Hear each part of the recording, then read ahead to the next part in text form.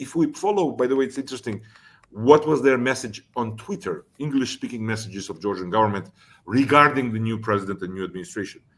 They are wishing him success in fighting deep state. Right. So, I mean, and again, they are trying to, in a disgraceful and comical manner, to portray themselves as somehow being part of that internal debate of the U.S., but not a single word on what is their vision, their pitch to new leadership about Georgia's strategic interests, about threats on Georgia. Nothing, even in a indirect way. Only these slogans which they are borrowing from internal U.S. debate and trying to ally themselves with this, which is mostly still for domestic consumption. I don't think anybody in the U.S. will be buying that.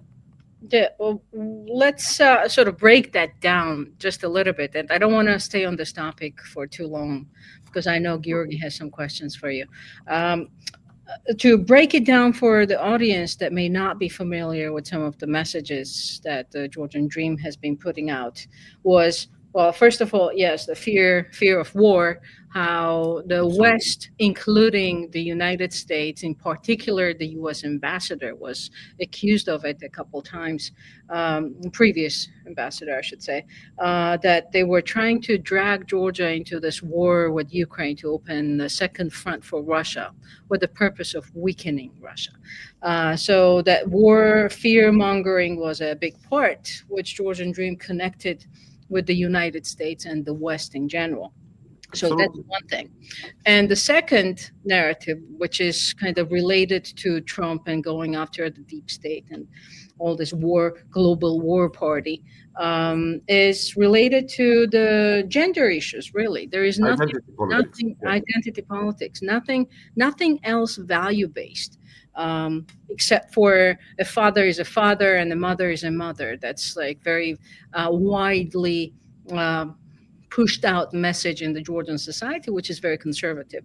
And because of that, it somehow kind of resonates, but at the same time, it's not really an issue in the Georgian society, right? And one last point, Giga, and you can take it in any direction you want. One last point I wanted to make about this. President Trump, yes, he is saying that there are two genders, male and female. And on top of that, he's also saying that one of the two big things that is sort of driving him is, one, the elections were stolen in 2016 and 2020, right? That's been his big thing all along. And now he's saying that the previous administration is using judicial system to go used judiciary to go after a political opponent. And the Georgian Dream government is not really seeing that messaging. Like, they are omitting these two very important things that Donald Trump is talking about. And they're just clinging onto or trying to push this like male-female issue, which is a marginal topic, really. So, yeah, those are the points that I wanted to, just for the context purposes, I wanted to make for the audiences.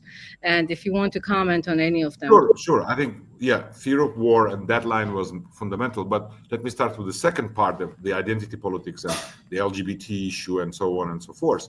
Yeah, of course, they are trying to import the debate which is going on in U.S. and in the West, and which is a legitimate debate, because I also share that the woke left is a threat to liberty in general.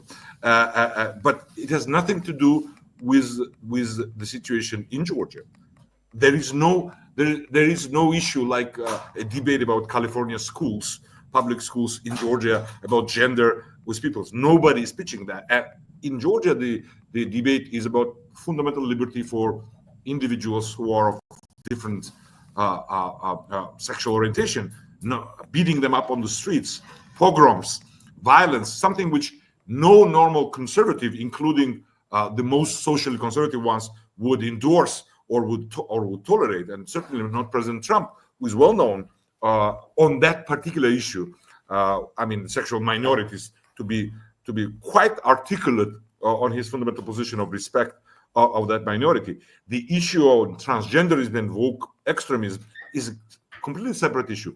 But of course, they try to import it like we have the same debate here and try to portray themselves as defenders of conservative values.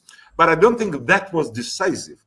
I think it was still marginal. The main thing was blaming West and blaming US in particular, first and foremost, not only ambassador in detail that she pushed and pressured the government and oligarch to start the war, but in general, historically, blaming West for all the trouble in the world, that they are the reason. NATO enlargement, their imperialism, their colonialism. So they are quoting the leftist extremists from US who are labeling US as an evil colonial imperial force, but they are also quoting Tucker Carlson, who is saying that the woke left is the face of Western civilization. So they play both sides, just like Russian propaganda does. So all they want is to demonize the Western civilization as such. But of course, then they will try in a particular situation to portray themselves that they're part of that debate between conservatives and the left, which they are